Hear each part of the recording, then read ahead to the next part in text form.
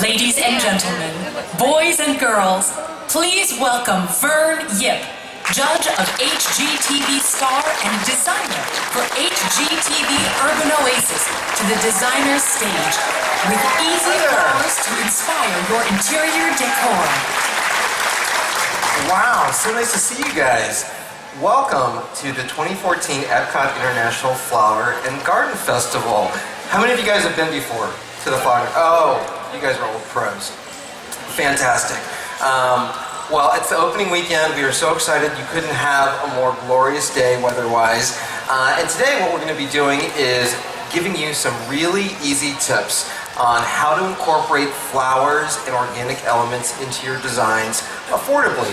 Because we all want to do it. It's one of the important critical things that transforms a house into a home, but we don't necessarily have a lot of extra income to be able to do it.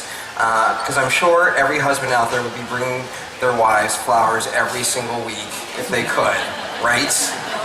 Right, husbands?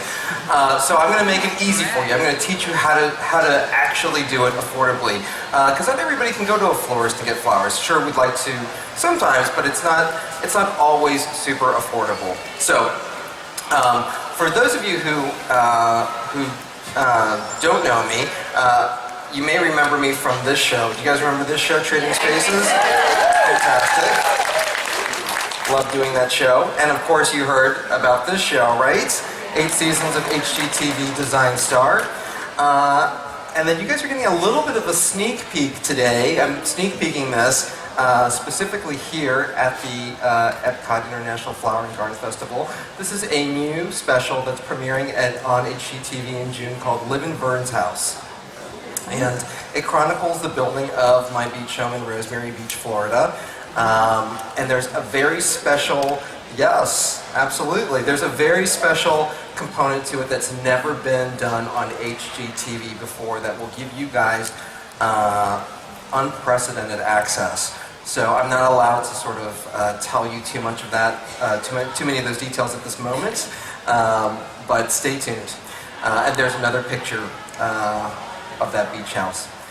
Now, something else that's very, very exciting that we're doing today, we are going to be giving away 10 goodie bags.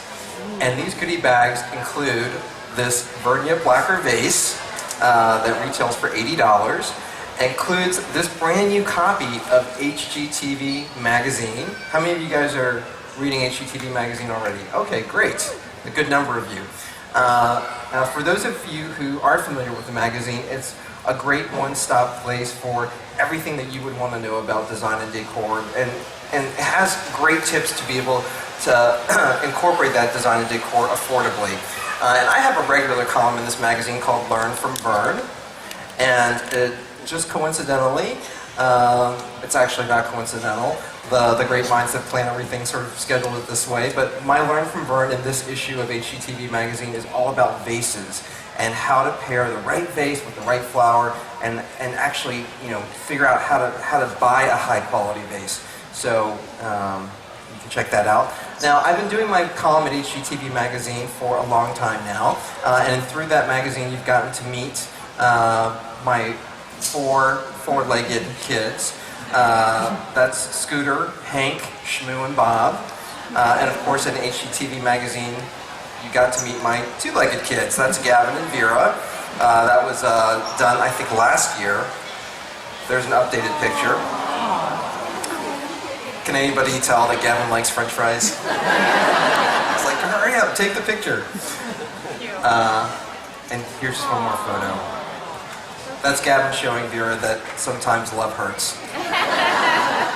That's how he hugs her. Yeah, he goes for like the strangle. Well, as I was saying in the beginning of the presentation, flowers and organics have always been a critical part of my designs. You guys always know that. I love flowers, and what else do I love?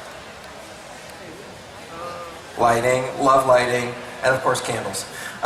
Those are always critical elements that I incorporate, and I love to incorporate things like books, but having those kinds of elements, again, always makes it feel more like a home. So I've done it in my commercial work. This is a restaurant in Atlanta, Georgia that I designed. I've done it for my private clients. This is a private client project, and of course I've done it on my HGTV projects. But you know, it can be intimidating if you don't know exactly what you're doing with flowers. So today I wanted to give you some no-fail tips for floral decor. And if you are taking notes because you really do want to know this information, don't worry, you don't have to write it down all at once right now. We are going to go through these in individual slides. So the first thing to sort of think about are floral centerpieces for the table. Have you guys ever been at a dinner where the floral centerpiece was so big that you really couldn't see the person on the other side? It's not really conducive to having great conversation. So I always say one of the things that you want to do is you want to keep the vase and the flowers at a total height of no greater than 12 inches. So from the bottom of the vase to the top of the tallest flower should be 12 inches or less if you want to have conversation. If you have a bunch of relatives that you really don't want to talk to, then the rule would be 12 inches or higher. The second thing that you wanted to think about, and a lot of people don't necessarily think about that when they're creating centerpieces, is you don't want to necessarily incorporate flowers that have a really strong odor. Even if that odor or that fragrance is really pleasant, at the dinner table, those fragrances can intermingle with food odors, and that can kind of create something unpleasant. So kind of keep that in mind. You want to stick to flowers that maybe are odorless or have a very light fragrance.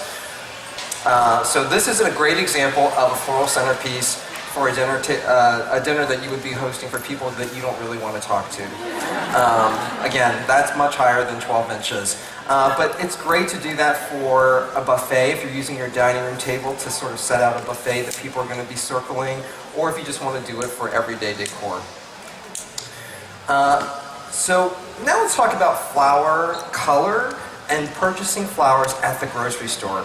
How many of you guys, when you buy flowers, purchase them at a florist? And how many of you purchase them at a grocery store? Most of you, right? Because that's what I do too. And there are ways that you can actually purchase flowers at the grocery store and have them still look beautiful and look very professional, even if you're not super comfortable arranging flowers. So we're going to be talking about some of those tips on this specific slide. Now, one of the first things that you want to know is pairing flowers with the vase itself. These are beautiful, colorful hydrangeas, and we're pairing them with this neutral vase. So you always want to pair opposites if you can. The more colorful the flower, the more neutral your vase. A really soft colored flower, a pastel colored flower, or a white colored flower can really take a boldly colored vase, but you don't want too much competition between the vase color and the flower color. You want to let one of them really shine. The second thing that I want you guys to think about is the fact that this is an opaque vase. Most of us have clear vases, correct? It's probably the most common vase out there is that clear glass vase. And they're beautiful, but the problem is that you end up having to address what happens with the stems. Either you're just going to let it be, and your stems are kind of all uneven and all over the place, and your water gets dirty and you see it, or you kind of dress it up with a leaf, or you kind of take the time to really do something decorative down there with pebbles or stones. So it can be a little more maintenance. So an opaque vase, for those of you who are super intimidated, is going to be the most flexible, easy vase to have. And in terms of grocery store flowers, you always want to try and stick to either one flower and do it in two similar tones. Do you see this flower arrangement on this table?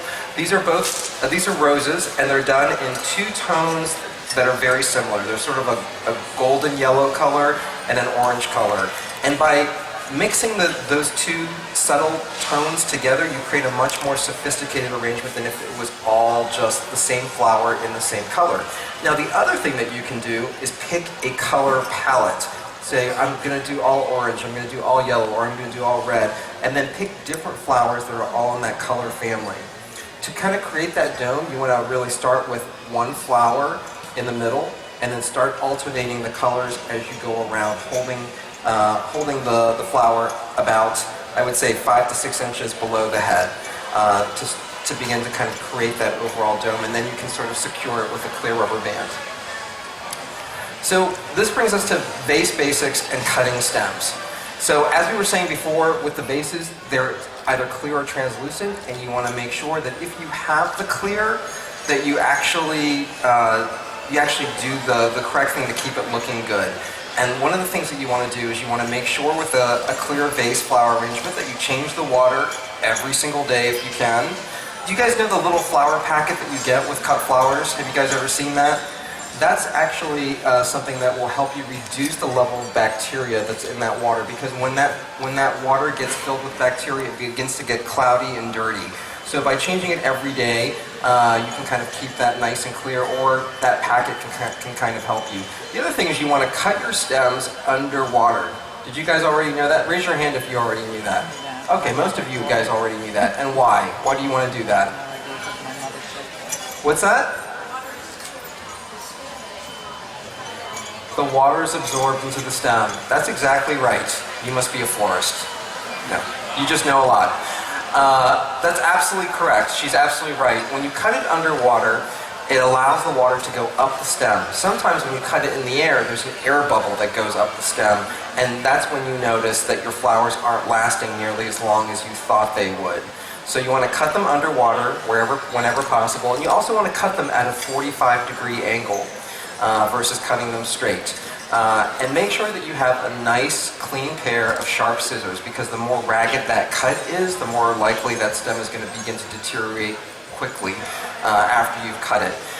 So you want to try and cut your stems every 2 to 3 days, and you want to change your water every day, especially if you have a clear vase. But even if you have an opaque vase, it's good to change it frequently because, again, bacteria will build up. Now, how do you pair the right vase with the right flower?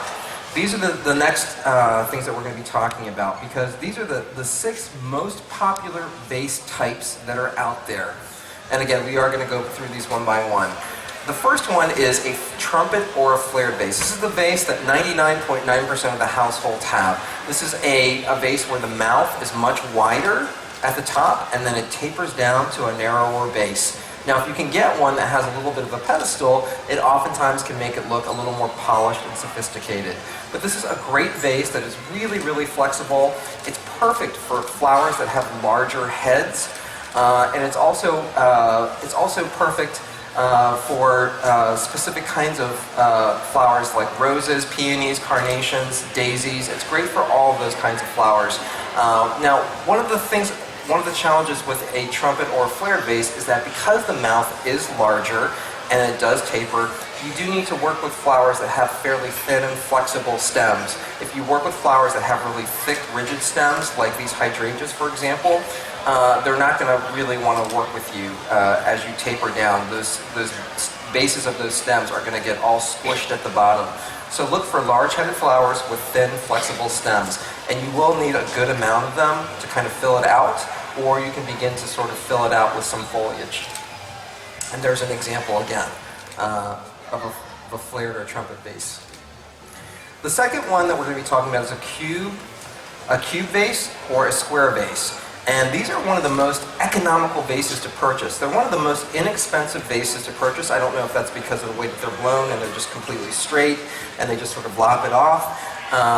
So a lot of people own these too. They're great for contemporary arrangements. But even though they're one of the most inexpensive vases to own, they are one of the most expensive vases to fill, because the mouth of that vase is so big that you need a lot of flowers to fill it up. So keep that in mind if you're trying to do something economical.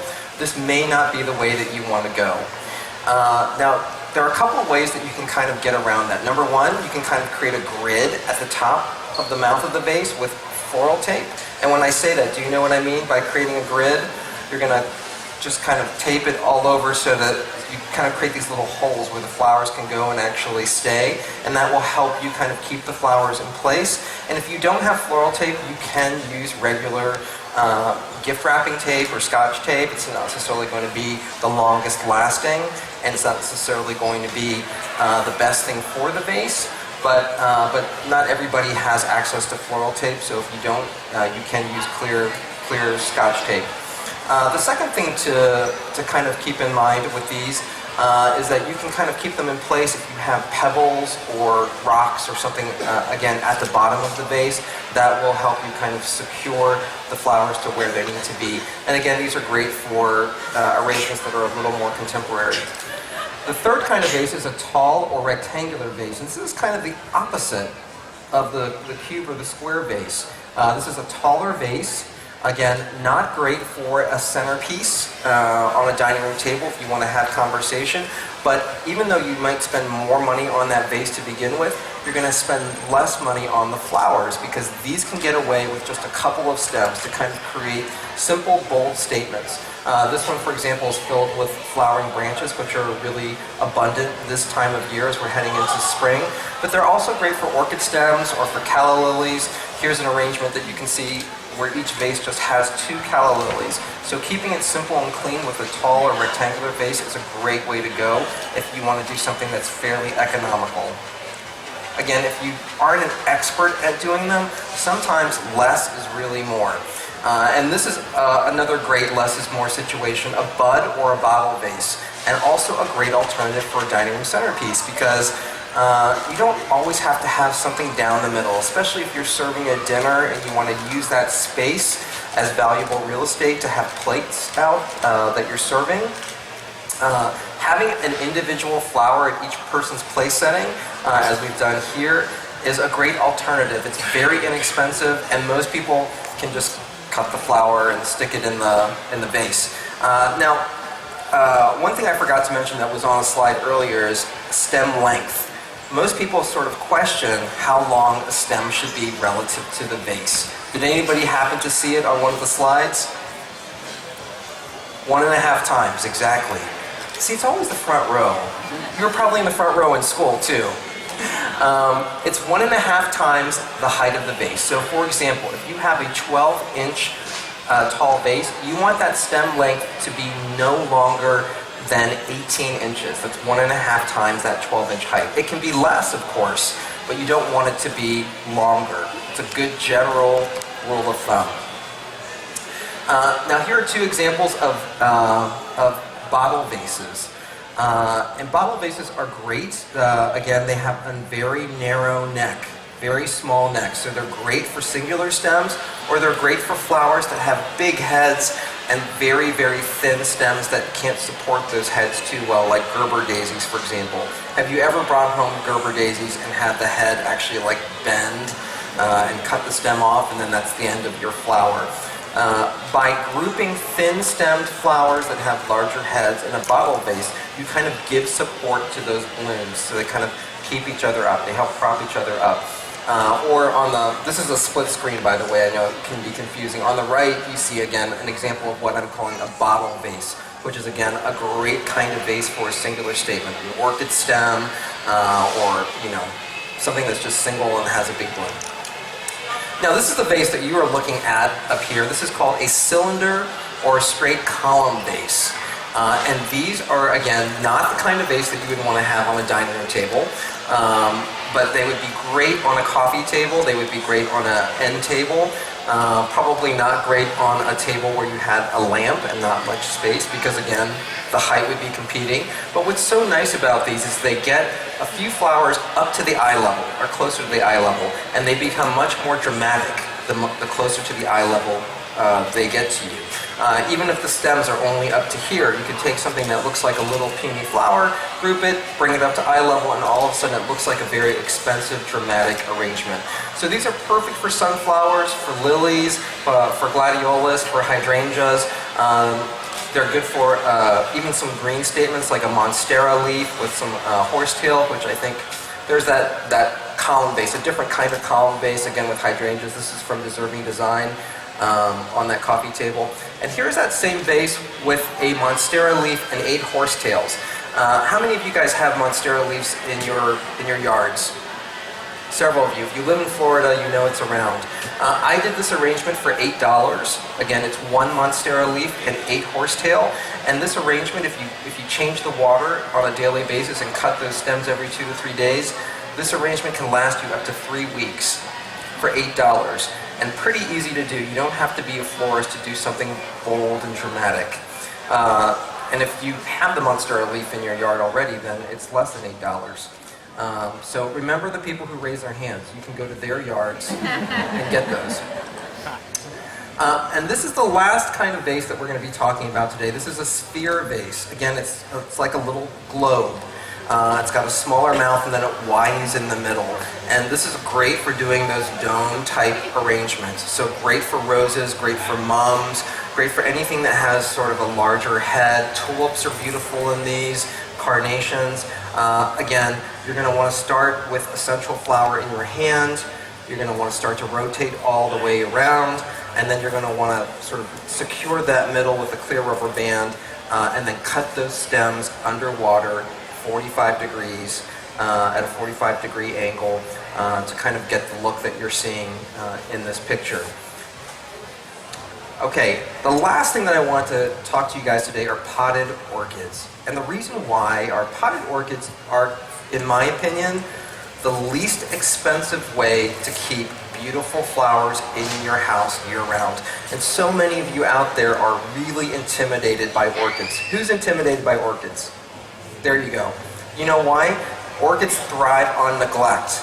And you probably are really paying a lot of attention to them. That's why they're my favorite plants. Look at how beautiful these flowers are, and they thrive on neglect. They will give you beautiful blooms for up to 8 weeks if you know what to do and what to look for. Number one, I said this yesterday, and so many people who were standing in the autograph line came up to me and said, I never knew that. That's why my orchids always die. Orchids in their natural environment, they actually are wedged into the crevices of trees and their roots are dangling out because they want to be where there's air. And a lot of people take the orchid that you get and they transplant them into soil. And orchids do not like soil, which I understand why people do that. It's pretty natural to think a plant should be in soil, but orchids do not like soil. So never take them out of their pots. Their pots are usually filled with some kind of wood chip or something that's letting the roots kind of have some air. The second thing is orchids need bright, indirect sunlight. So they're not a great plant for a shady room. They're not a great plant for a room that's really, really bright where you stick them in the window. But they're great if you have a bright room and you put them away from the window a little bit. So bright, indirect sunlight is a great way to go for an orchid. And they will give you blooms for up to 8 weeks. And now you can get orchids for about $20. You can get them at most home improvement stores, a lot of grocery stores, a lot of hardware stores. So you can get beautiful orchids to bloom for $20 for 8 weeks, which is not a bad deal, right? Now, most people buy orchids and they look for the one that has the prettiest flowers on it. And again, I understand why you're doing that. If you're going to a dinner party and you want to give somebody an orchid, I get it. You want to present something beautiful. But if you're buying it for you and you want it to last 8 weeks, this is what I do. I look for maybe 1 or 2 that have opened, and then I look for the number of buds that are remaining. I usually try and have like at least 6 to 7 to 8 buds on there, and I'm looking to make sure that all of those buds look really, really healthy and that none of them are kind of drying up or turning yellow. If you see that, it's usually not a good sign. The second thing is you're looking for the leaf that comes out of the pot. You don't want to see a lot of spots. You don't want to see it sort of turning yellow. It's not the end of the world if that's the case. An orchid can still produce beautiful blooms even if the leaves are kind of not looking great. But if they're all not looking great, usually not a great orchid to buy, again. And do not overwater. This is one of the main reasons people kill their orchids. Orchids really, again, thrive on neglect. So they love to be watered about every 2 weeks. I take mine to the sink. I water them in the sink and let all the water drain out. But if that's too much effort for you, take a couple of ice cubes and just sort of put them at the base of the pot and let those ice cubes kind of melt and let that water slowly drip in, because the roots on an orchid do not like to be wet. Again, they're air plants. They like to be dry. So if you do that, and you are a person who tends to be neglectful, the orchid's perfect for you. This is called a Phalaenopsis, or a moth orchid. I usually find that the white ones last the longest for some reason. I do the best with white ones, but they come in all different colors. This is actually my house. These are small, little, tiny orchids. This is called a shari baby. Most orchids don't smell. These do. These actually smell like chocolate. And they are my favorite. That always gets such a good response. I tell people it smells like chocolate, and the whole day it's like, ooh. These are the Phalaenopsis orchids. These are in my house. Again, you can see it's a bright room, south-facing, bright indirect sunlight. Orchids also love bathrooms, especially if they're bright indirect sunlit bathrooms, because they love the moisture that's in the air. Their roots just don't want to be wet. So it's a great plant for a bathroom, especially if you get some light in there. Okay, so this is the end of our presentation. I want to say to you guys, if you want to find out more about HGTV Design Star, or live in Vern's house, or you want to see more pictures of my kids, you can like me on Facebook, you can follow me on Twitter, and I'm also on Instagram at Vern Yip Designs. And if you haven't